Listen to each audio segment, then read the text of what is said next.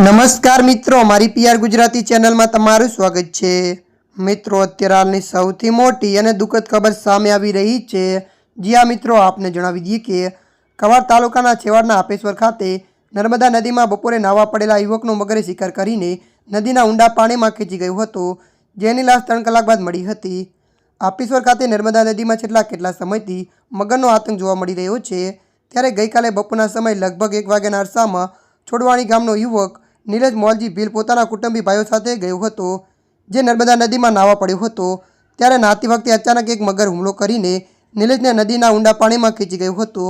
ત્યારે નીરજને બચાવવા ભાઈઓએ બૂમાબૂમ કરી હતી।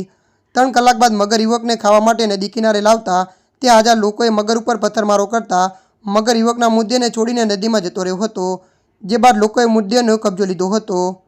ત્યારે મિત્રો હાલ માટે આટલું। મળીશું નવી અપડેટ સાથે। જો તમને અમારો વિડીયો પસંદ આવે, લાઇક, શેર અને સબસ્ક્રાઈબ કરી નાખજો। ધન્યવાદ।